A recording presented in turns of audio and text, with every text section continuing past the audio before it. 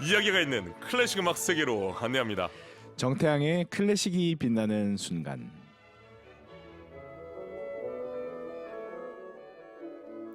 들을수록 좋아지는 클래식 음악, 재미있게 듣고 더 친해질 수 있습니다.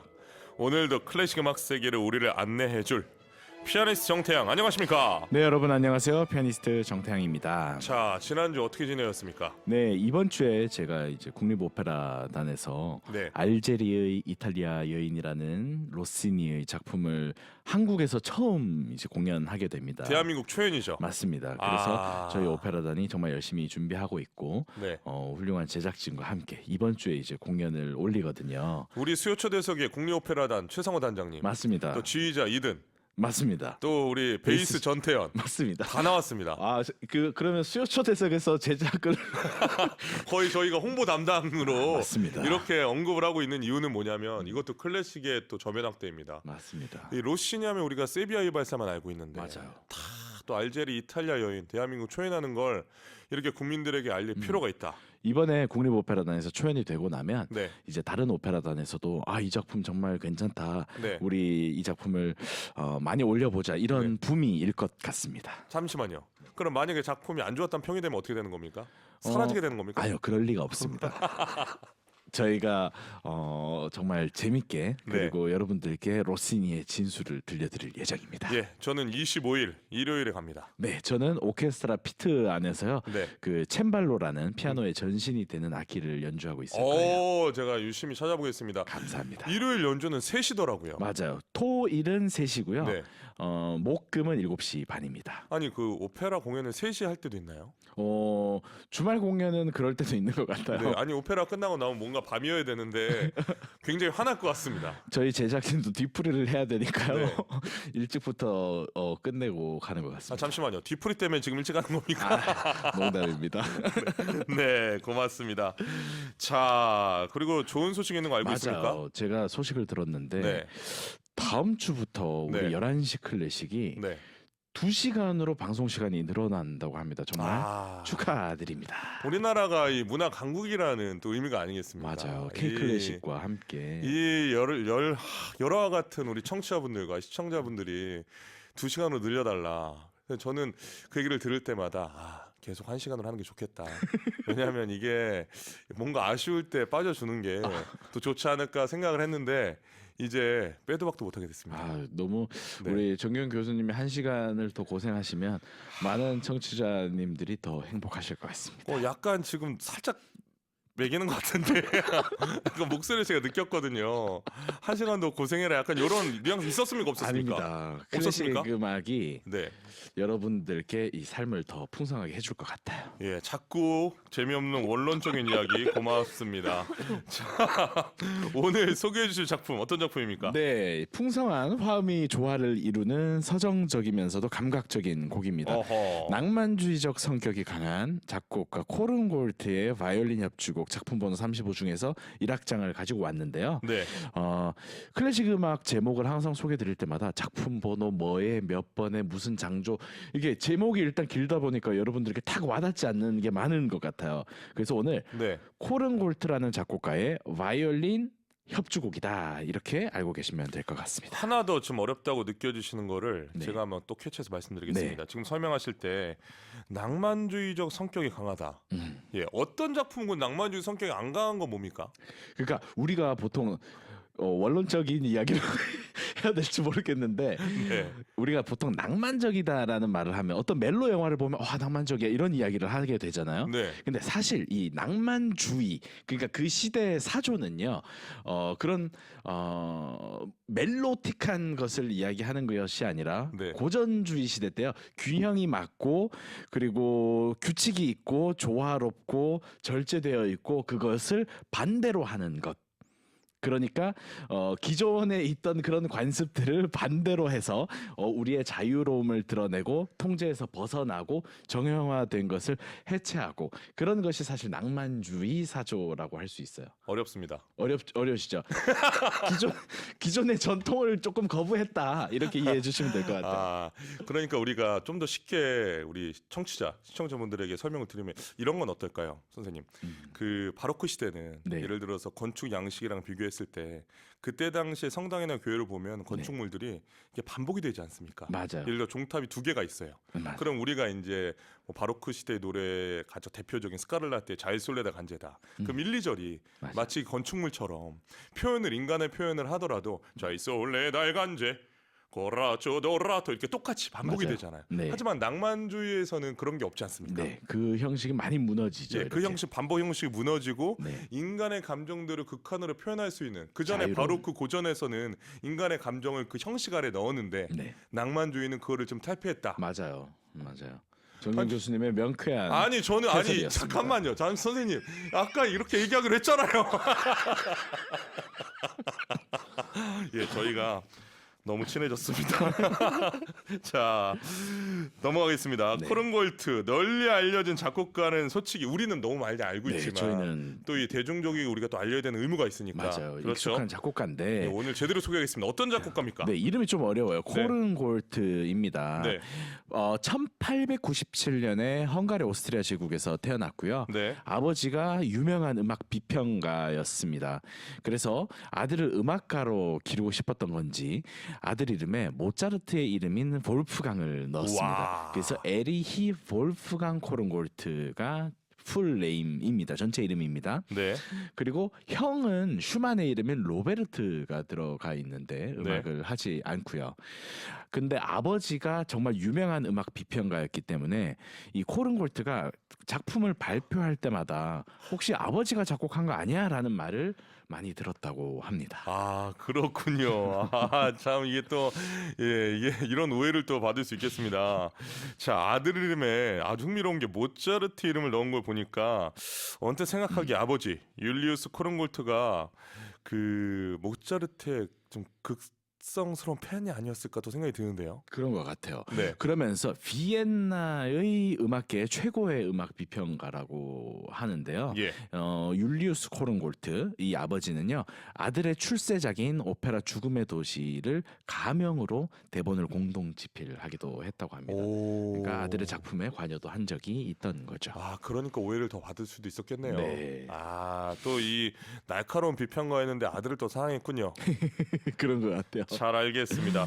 어린 코른골트는 자신의 재능을 발휘했고 이를 알아보고 칭찬을 아끼지 않은 작곡가들이 많았다고 들었습니다. 네, 그래서 저도 이 코른골트가 들었던 칭찬을 들으면서 와 정말 이렇게 어렸을 적 찬사를 받았었나라는 생각을 했는데요. 네.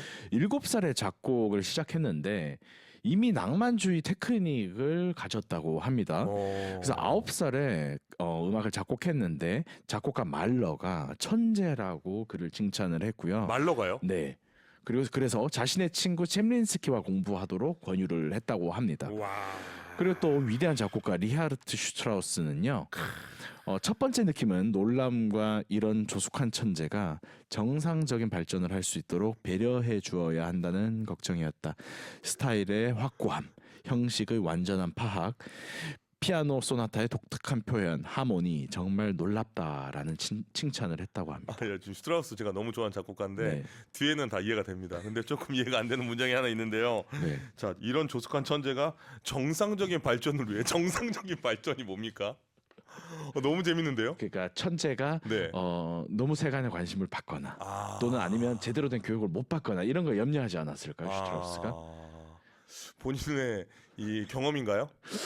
슈트라우스 음악이 정상적이 않다고 이야기하는 사람도 많죠. 그러니까요. 네. 아, 그래서 듣는 거라면 정말 복잡하고 그 정도 너무 난해하죠. 솔직히는. 그죠. 그런데 그런 상황에서 또 어떤 순간에 멜로디가 너무 완전 아름답죠. 천상의 멜로디 아닙니까? 맞아요. 야, 이런 이야기를 슈트라우스가 해줬다고 하니까 너무 흥미로운데요. 정말 영광인 것 같아요. 이야, 이 정도 찬사를 받았다면 이 신동 코른골트에게 손을 내민 음악가 네, 많을 거라 예상이 됩니다. 네 그렇습니다. 대표적으로 네. 작곡가 쉔베르크를 들 수 있는데요.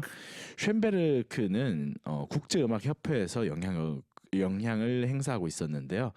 이제 신동으로 알려진 코른골트에게 신음악 그러니까 새로운 어떤 물결에 동참할 것을 권유합니다. 그러니까 정말 대단한 위대한 작곡가에게 우리 새로운 작곡의 경향으로 들어가자라고 했는데 이 코른골트는 그 제안을 거절합니다. 어. 그러면서 이런 말을 남겨요. 선배 작곡가에게. 쇤베르크는 전통 안에서 자신의 독창성을 찾을 수 없었고 그래서 파괴해버린 것이다. 그러니까 그 새로운 음악의 물결에 대해서 이렇게 비판을 해버린 거죠. 그러니까 이 말을 통해서 코른골트는 자신은 자신의 길을 가겠다라는 것을 드러냈죠. 그러자 이제 그 쇤베르크와 함께했던 그 작곡가 무리들이 코른골트의 음악을 시대에 뒤진 것으로 여겼고 그리고 코른골트는 나이는 젊었지만 구시대적인 작곡가로 낙인이 찍히게 되죠. 이야. 당시의 경향을 따르지 않고 정말 자신만의 길을 간다라는 것. 예나 지금이나 뭐 어떻게 보면 이 부분이 진리인데 맞아요. 참 쉽지 않은 것 같습니다. 네. 오늘도 코른골트를 통해서 우리가 느끼고 있는데요. 자, 예술가의 생명은 독창성 아닙니까? 맞습니다. 오히려 이런 시도 구시대적이라고 이렇게 낙인 찍게 된 또 이유 중 하나가 아닌가 생각이 되는데 어떻게 생각하세요? 이 모르겠어요. 정확하게 지금 쇤베르크와 우리가 이야기하고 있는 코른골트의 이야기는 사실은 어쩌면 복잡한 것 같아요. 코른골트가 기존에 계속 내려오던 어떤 전통적인 작법을 추구했잖아요. 전통을 추구했으니까 또 새로운 물결에서는 너는 구시대적이라고 이야기할 수 있는 것 같고 또 코른골트 입장에서는 그게 나의 독창성이야 이렇게 이야기할 수도 있을 것 같고 그 대립이 굉장히 처음에 했을 것 같습니다. 아, 알겠습니다. 자, 이런 아들을 보고 아버지 어떤 반응을 보였습니까? 네, 이 코른골트가요. 자신의 전통을 자꾸 고집하고 새로운 물결에 참여하지 않다 보니까 어떤 음악계에서 조금 어려운 위치에 처하게 됩니다. 그래서 영화 음악을 작곡하기 시작하는데요. 어허. 이 영화 음악으로 아카데미상을 2번이나 탈 정도로 네. 정말 능력을 보인 거죠. 그러니까 당시에 지금 교수님께서 말씀해주신 코른골트의 아버지, 그 극성 아버지께서 진정한 클래식 음악을 작곡하지 않는다라고 매우 안타까워했다고 합니다. 그런데 이 영화 음악이 사실 이 가족을 지켜냅니다. 영화 음악 이제를 하면서 그러면 할리우드로 진출을 해야 되는 거잖아요. 네. 그러니까 미국으로 이주를 하는 것에 굉장히 도움이 되었죠. 그 항상 지지자였던 아버지가 네, 어떻게 보면 클래식이 아닌 그렇죠. 영화 음악을 선택한 영화 음악 아들. 장르를 선택한다는 거에 대해서 네. 부정적이었군요. 그렇죠. 그런데 결국은 그 선택이 집안의 먹이 살렸군요. 집안에 도움이 됐죠. 네, 참, 알겠습니다. 자, 코른골트 네. 본인은 영화 음악 작업에 대해서 어떻게 생각했나요? 사실은 영화 음악을 성공도 시키고 그 아카데미상도 받았지만요. 작곡가로서의 위기감을 좀 느꼈어요. 네, 이때 영화사에서요. 당신은 처음 우리에게 왔을 때는 흥미진진하고 쾌활하고 폭발적인 음악을 썼는데 지금 당신의 음악은 그때와 같지는 않네요라고 이야기를 했대요. 네. 그러니까 코른골트가 이렇게 대답합니다. 처음 이곳에 왔을 때는 대사를 이해하지 못했는데 지금 이해하게 됐거든이라고 이야기를 했다는 거예요. 정말 그러니까 예술가 같네요. 네, 영화 음악과의 어떤 그런 갈등들 뭐 그런 것들이 생기기 시작한 거죠. 그렇군요. 이 영화 음악으로 가게 된 계기가 있습니까? 생계가 굉장히 어려워졌다고 해요. 첫 번째. 작곡께서 네. 인정을 받지 못하고 네. 그래서 영화 음악으로 진입을 했다고 하네요. 아, 그렇군요. 또 그런 이야기도 봤어요. 네. 그 유럽의 괴물. 음. 예. 히틀러가 권좌에 앉아 있는 동안 나는 오페라 오페라 극장이나 하우스에서. 콘서트홀에서 연주하지 않겠다. 맞아요. 이거에 대해서는 어떻게 생각합니까? 모르겠어요.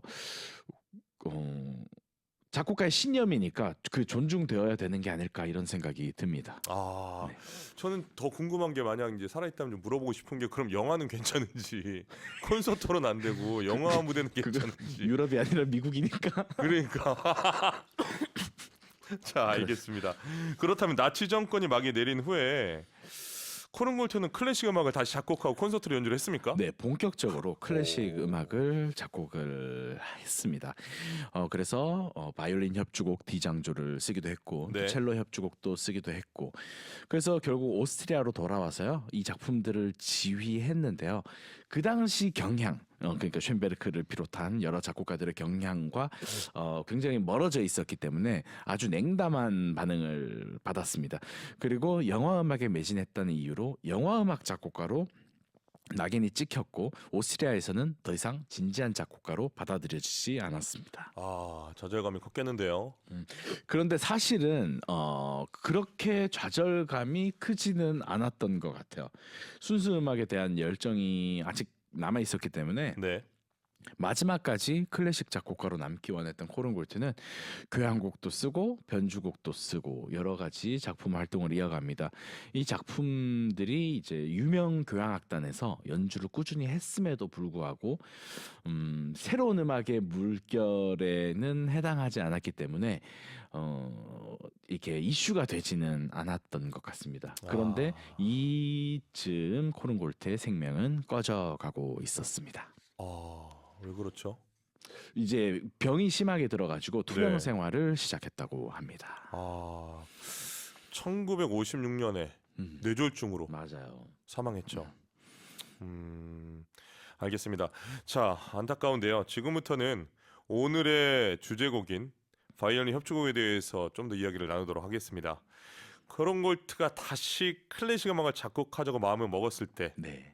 어떤 이유로 바이올린 협주곡을 선택했나요? 네, 친구였던 바이올리니스트 브로니스와프 후버만의 조언으로 바이올린 협주곡을 쓰게 되었다고 합니다. 당시 코른골트는 영화 음악만 쓰는 자존심을 버린 작곡가 정도의 평을 듣고 있었기 때문에 네. 이 곡으로 영화 음악이 아닌 곡도 쓸 수 있는 작곡가로서의 과거 이미지를 돌려받고 싶어 했습니다. 이 곡은 말러의 아내였던 알마 말러에게 헌정을 했고요. 초연은 세인트루이스 교향악단과 그 유명한 바이올리니스트 하이패츠가 했는데요. 당시의 반응이 정말로 폭발적이었다고 해요. 그런데 이 곡이 너무 유명해지는 바람에 미국에 오기 전에 작곡한 곡들과 이후에 작곡한 곡들이 조금 묻힌 감이 있다고 합니다. 그리고 또 다른 유명한 바이올린 협주곡인 차이콥스키의 것과 조성과 작품 번호가 같습니다. 그렇군요. 미국에서는 이렇게 폭발적인 인기를 얻었는데 고국인 오스트리아에서 크게 환영받지 못한 코른골트가 당시 주류였던 12연 기법 음악과는 혹시 뭐가 다른 건지 설명 부탁드립니다. 그러니까 당시에 이제 유행이었던 12음 기법을 제가 설명드리기는 너무 복잡하지만 네. 만약에 코른골트의 바이올린 협주곡은요, 우리가 처음 들으면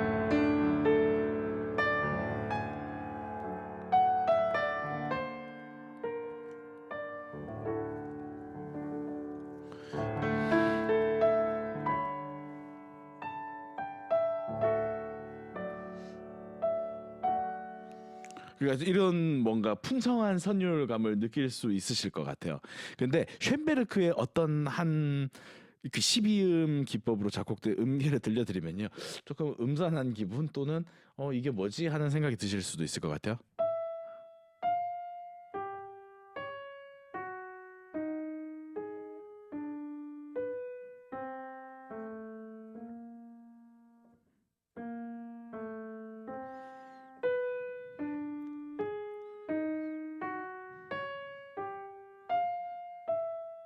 지금 마음대로 치는 거 아니죠? 마음에 정말 마음대로 치는 것 같죠. 그러니까 이게 어떻게 되는 거냐면 사실 우리가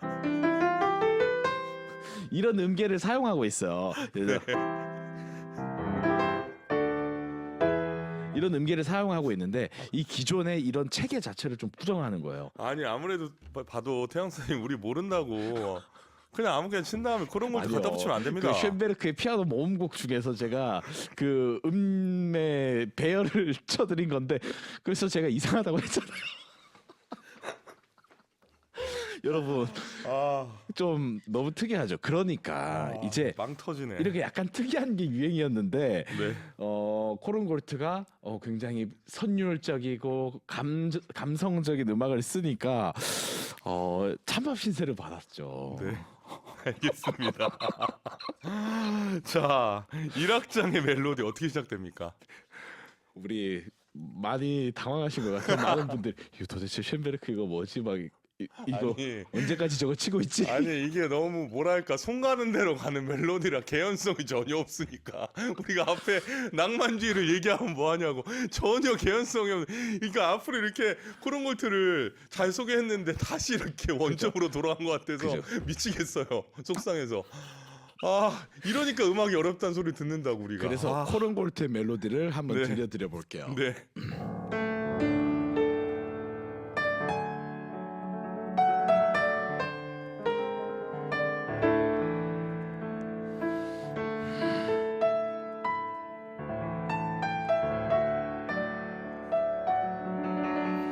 이렇게 시작되고요. 그렇지. 이 정도의 뭔가 개연성과 멜로디가 있어야 우리가 좀 이해할 거 아닙니까?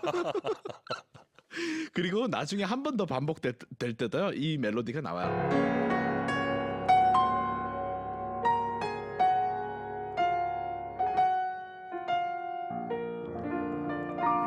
이렇게 나오게 됩니다. 그래서 당시에 제가 아까 들려드렸던 어쩌면 조금 기괴할 수 있는 쇤베르크의 12음 기법에 비해서 훨씬 더 부드럽고 화려하고 우리에게 익숙한 면을 많이 담고 있죠. 알겠습니다. 우리 피아니스트 정태훈 선생님 생각하는 이 작품의 매력 혹시 있을까요? 그러니까 이게 코른골트의 오페라 음악도 제가 연주를 한 적이 있고 그의 가곡도 공부를 한 적이 있었고 네. 그러면서 동시에 저는 코른골트가 영화 음악도 많이 작곡했다는 사실을 알고 있고 그것도 들어봤잖아요. 네. 그러니까 자꾸 제 마음속에 이 곡에서 영화 음악적인 냄새가 나고 아하. 있을까라는 자꾸 선입견으로 이 작품을 자꾸 듣게 되는 거예요. 인식이 되어버렸구나. 네, 오랜 시간 동안. 네. 그래서 그게 아니려고 저 스스로 많이 노력했는데 네. 사실 이게 테크닉적으로 저는 바이올리니스트가 아니지만 테크닉적으로 뭐 더 어려운 곡도 물론 있겠지만 이 곡이 쉽지 않다고 해요.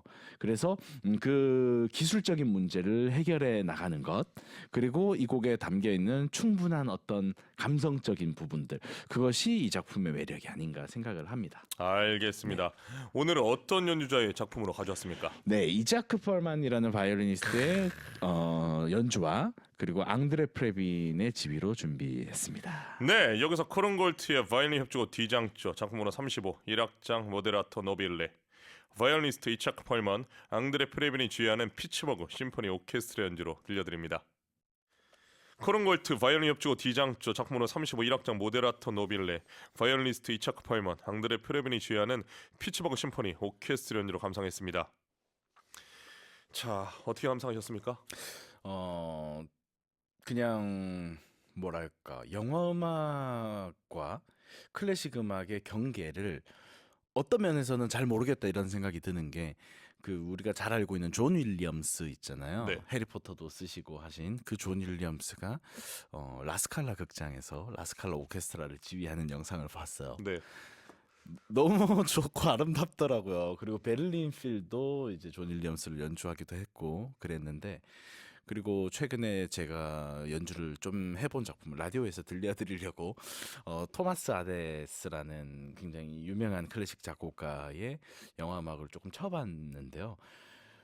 이 코른골트의 바이올린 협주곡도 뭔가 여러 가지 생각을 남기는 것 같아요. 그러니까 그런 것 같아요. 네. 우리가 예전에 지금 우리가 대화를 나눴지만 코른골트의 아버지는 네, 생각이 영화 음악을 한다라는 것 자체는 클래식을 벗어났다라고 네, 생각하셨잖아요. 네, 우리가 유추해 봤을 때. 그런데 지금은 영화 음악 안에서도 얼마나 많은 클래식이 나옵니까? 맞아요. 정통 오브 정통의 클래식들이 많이 나온단 엄청 말이죠. 나오죠. 네. 근데 그렇다면 그것을 우리가 비판할 수는 없어요. 맞아요. 클래식 입장에서 봤을 때도. 음. 그렇기 때문에 이제 시대가 무엇인가 건너갔을 때 그것을 비판할 수 있는 세대도 아니지만 네, 오히려 장점을 더 우리가 이야기를 나눈다면 네, 거기 안에서의 클래식 방향도 더 견고해지고 네. 발전되지 않나. 맞습니다. 그리고 영화 음악을 하시는 분들도 클래식 영향을 받아. 지금 말씀하신 것처럼 맞아요. 영화 음악만 했던 분들인데도 클래식으로서의 영향 확장이 되는 거잖아요. 맞아요. 그러니까 이게 상호 보완이 되면서 아름다운 세상이 되지 않나. 맞습니다. 예, 우리 태양쌤이 받아주진 않으셨습니다. 왜냐면 오늘 쇤베르크부터 머리가 멈췄어요. 자, 정윤경님 너무 아름다운 선율이네요라고 처음으로 문자 참여해 주셨습니다. 문자 좀 소개해 주세요, 태양 씨. 네, 이문영님 코른골트 바이올린 협주곡 정말 매력적이에요. 서정적인 바이올린 소리가 정말 좋아요 하셨고 서수영님 클래식 방송이 이렇게 유쾌해도 되는 겁니까? 하하하 하셨습니다. 우리의 대화를 이렇게 즐겁게 생각해 주시니 얼마나 다행입니까? 저희도 안 그래도 그 이야기 했어요. 이렇게 우리가 유쾌하다 뭐 이런 네. 이야기를 했는데 그러니까 실제로 저희가 어떤 방송이나 네, 또 이 무대에서 우리가 계속 보잖아요. 네, 맞아요. 근데 우리가 자아자찬하는 건지 모르겠는데 이 정도 깊숙이 들어가서 맞아요. 웃을 수 있게 한다는 건 쉬운 일이 아닙니다. 그와 동시에 12음 기법도 소개를 해드리고 예. 여러 저는 지금도 12연 기법이 뭔지 모르겠어요. 그게 뭡니까 그게? 다음에 제대로 소개해드리겠습니다. 자, 변원배님, 정태양님 코너 항상 재미있게 잘 듣고 있습니다. 두 분 다 목소리가 너무 좋습니다 하셨습니다. 말씀하세요. 네, 그리고 이경희님, 2시간 편성에 축하하는 분들이 정말 많으시네요. 태양쌤과의 즐거운 음악 얘기도 더 많이 들을 수 있겠네요. 이 2시간 편성은 정말 너무 축하하고 또 행복한 일인 것 정말 같습니다. 최고 아닙니까? 맞아요. 예, 우리나라가 문화 도시, 문화 국가가 되어가는 뭔가의 첫 발걸음이랄까 말이 다 꼬이기 그러니까 시작하네. 사실 연초에 어떤 다른 클래식 방송들이 축소되고 예. 없어지고 이런 소식을 사실 많이 들었어요. 네. 저도 출연했던 곳이고 그래서 사실 조금 이렇게 안타깝고 슬픈 마음이 있었는데 이렇게 11시 클래식이 2시간으로 늘어나다니 이건 정말 기쁜 일인 것 같습니다. 전현정님, 태양쌤과 정경쌤 두 분 너무 웃겨요. 한편의 코미디였어요. 저희가 이제 어떻게 코미크 오페라를 지금 다시 좀 부활시켜야 되지 않나. 웃느라고 대화 못했잖아요. 예, 목이 지금 쉬고 있습니다. 웃느라고 저희가 너무 웃어가지고 여러분 매주 기대해 주시기 바랍니다. 자, 9712 쓰시는 분, 특유의 선율적인 분위기에서 영화 스파이더 위크가의 비밀의 메인 음악 테마 비슷한 느낌까지 들었어요. 와, 자신만의 길을 나갔지만 인정받지 못한 비운의 천재 코른골트의 이야기 잘 들었습니다라고 감사합니다. 보내주셨습니다. 자, 오늘 이렇게 또 코른골트와 함께 우리가 시간을 네. 보냈습니다. 다음 주 어떻게 스포 됩니까? 네, 다음 주는 또 한편의 드라마와 같은 삶을 살다가 간 작곡가죠. 러시아의 쇼스타코비치의 작품을 소개해드리도록 하겠습니다. 코른골트에서 쇼스타코비치 네, 정말 기대하겠습니다. 알겠습니다. 오늘 정태양의 클래식이 빛나는 순간 코른골트 바이올린 협주곡 작품 몰아 35 1악장 소개해드렸습니다. 여러분 다음 주에도 기대해 주시기 바랍니다. 한 주 동안 건강하십시오. 네, 여러분 감사합니다. 안녕히 들어가세요.